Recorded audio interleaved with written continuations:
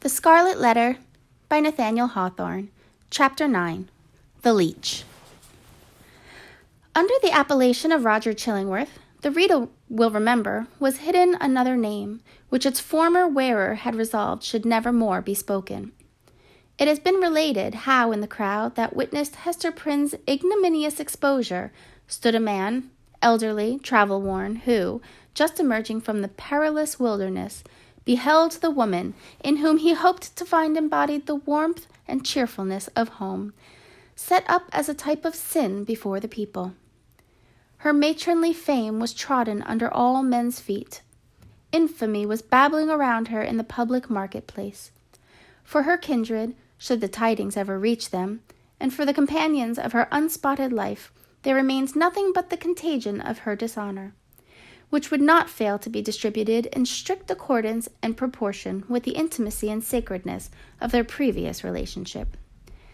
Then why, since the choice was with himself, should the individual, whose connection with the fallen woman had been the most intimate and sacred of them all, come forward to vindicate his claim to an inheritance so little desirable? He resolved not to be pilloried beside her on her pedestal of shame. Unknown to all but Hester Prynne, and possessing the lock and key of her silence, he chose to withdraw his name from the roll of mankind, and, as regarded his former ties and interests, to vanish out of life as completely as if he indeed lay at the bottom of the ocean, whither rumor had long ago consigned him. This purpose once effected, new interests would immediately spring up, and likewise a new purpose. Dark, it is true, if not guilty, but of force enough to engage the full strength of his faculties. In pursuance of this resolve, he took up his residence in the Puritan town as Roger Chillingworth, without other introduction than the learning and intelligence of which he possessed more than a common measure. As his studies, at a previous period of his life, had made him extensively acquainted with the medical science of the day, it was as a physician that he presented himself, and as such was cordially received. Skillful men of the medical and chirurgical profession were of rare occurrence in the colony. They seldom, it would appear, partook of the religious zeal that brought other emigrants across the Atlantic. In their researches into the human frame, it may be that the higher and more subtle faculties of such men were materialized, and that they lost the spiritual view of existence amid the intricacies of that wondrous mechanism, which seems to involve art enough to comprise all life within itself.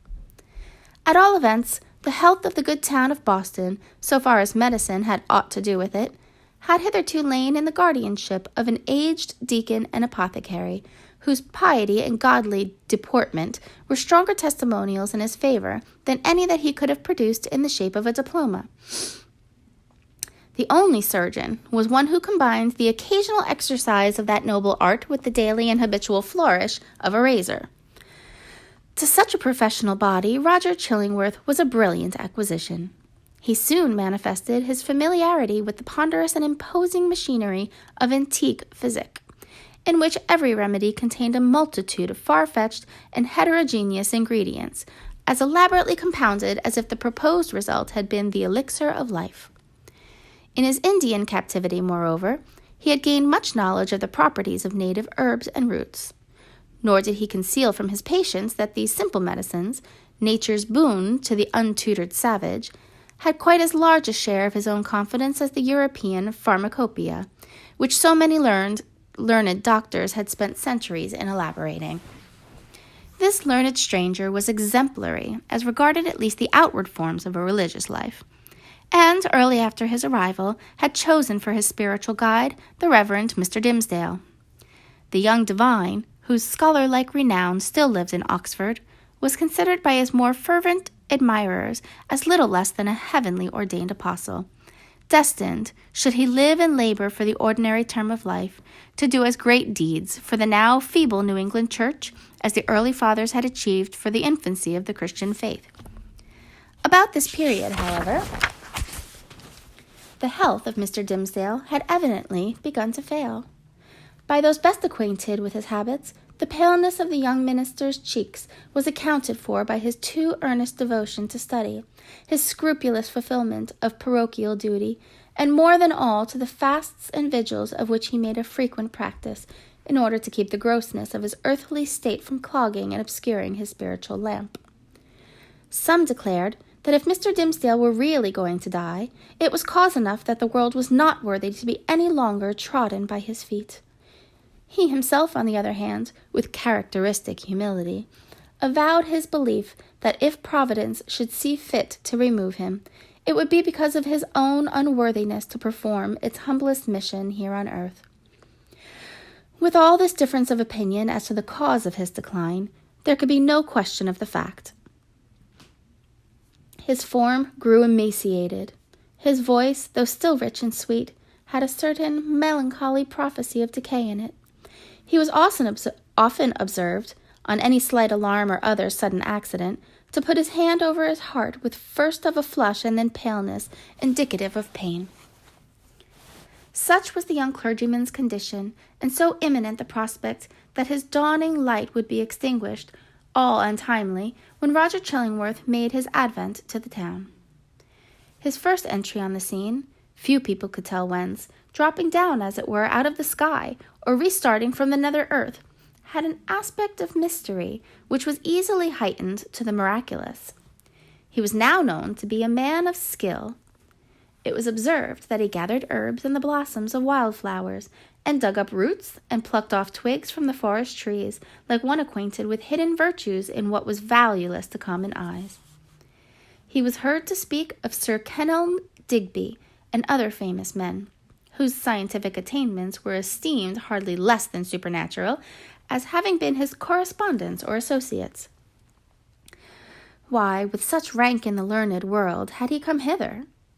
What could he, whose sphere was in great cities, be seeking in the wilderness? In answer to this query, a rumor gained ground, and however absurd, was entertained by some very sensible people, that heaven had wrought an absolute miracle by transporting an eminent doctor of physic from a German university bodily through the air and setting him down at the door of Mr. Dimmesdale's study. Individuals of wiser faith, indeed, who knew that heaven promotes its purposes without aiming at the stage effect of what is called miraculous interposition, were inclined to see a providential hand in Roger Chillingworth's so opportune arrival.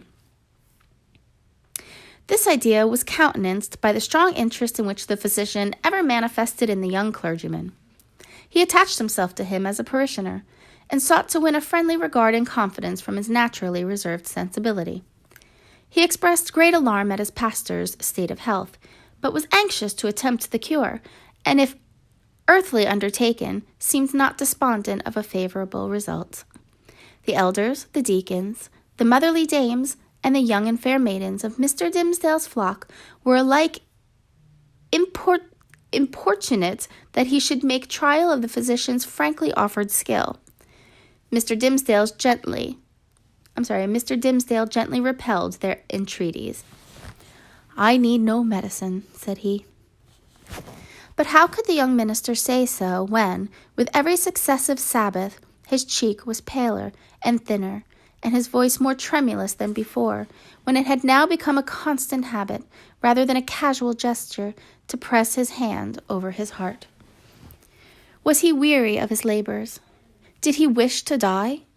These questions were solemnly propounded to Mr. Dimmesdale by the elder ministers of Boston and the deacons of his church, who, to use their own phrase, dealt with him on the sin of rejecting the aid which Providence so manifestly held out. He listened in silence, and finally promised to confer with the physician. "Were it God's will," said the Reverend Mr. Dimmesdale, when in fulfillment of his pledge he requested old Roger Chillingworth's professional advice, "I could be well content that my labors and my sorrows and my sins and my pains should shortly end with me, and what is earthly of them be buried in my grave, and the spiritual go with me to my eternal state, rather than that you should put your skill to the proof in my behalf." "Ah," replied Roger Chillingworth, with that quietness which, whether imposed or natural, marked all his deportment, "it is thus that a young clergyman is apt to speak. Youthful men, not having taken a deep root, give up their hold of life so easily. And saintly men who walk with God on earth would fain be away to walk with him on the golden pavement of the New Jerusalem. Nay, rejoined the young minister, putting his hand to his heart, with a flush of pain fitting over his brow. Were I worthier to walk there, I could be better content to toil here. Good men never interpret themselves too meanly, said the physician. In this manner, the mysterious old Roger Chillingworth became the medical adviser of the Reverend Mr. Dimmesdale. As not only did the disease interested the physician, but he was strongly moved to look into the character and qualities of the patient. These two men, so different in age, came gradually to spend much time together.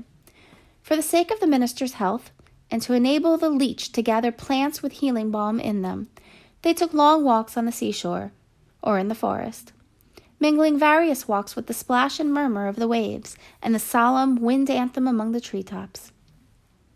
Often, likewise, one was the guest of the other in his place of study and retirement. There was a fascination for the minister in the company of the man of science, in whom he recognized an intellectual cultivation of no moderate depth or scope, together with a range and freedom of ideas that he would have vainly looked for among the members of his own profession. In truth, he was startled, if not shocked, to find this attribute in the physician. Mr. Dimmesdale was a true priest, a true religionist, with a reverential sentiment largely developed, and an order of mind that impelled itself powerfully along the track of a creed, and wore its passage continually deeper with the lapse of time. In no state of society would he have been what is called a man of liberal views. It would always be essential to his peace to feel the pressure of faith about him, supporting, while it confined him within its iron framework. Not the less, however, though with a tremulous enjoyment, did he feel the occasional relief of looking at the universe through the medium of another kind of intellect than those with which he habitually held converse. It was as if a window were thrown open, admitting a freer atmosphere into the close and stifled study, where his life was wasting itself away amid lamplight or obstructed day-beams and the musty fragrance, be it sensual or moral, that exhales from books. But the air was too fresh and chill to be long breathed with comfort. So the minister, and the physician with him, withdrew again within the limits of what their church defined as orthodox. Thus Roger Chillingworth scrutinized his patient carefully, both as he saw him in his ordinary life, keeping an accustomed pathway in the range of thoughts familiar to him, and as he appeared when thrown amidst other moral scenery, the novelty of which might call out something new to the surface of his character. He deemed it essential, it would seem, to know the man before attempting to do him good. Wherever there is a heart and an intellect, the diseases of the physical frame are tinged with the peculiarities of these. In Arthur Dimmesdale, thought and imagination were so active, and sensibility so intense, that the bodily infirmity would be likely to have its groundwork there. So Roger Chillingworth, the man of skill, the kind and friendly physician, strove to go deep into his patient's bosom, delving among his principles, prying into his recollections, and probing everything with a cautious touch, like a treasure-seeker in a dark cavern.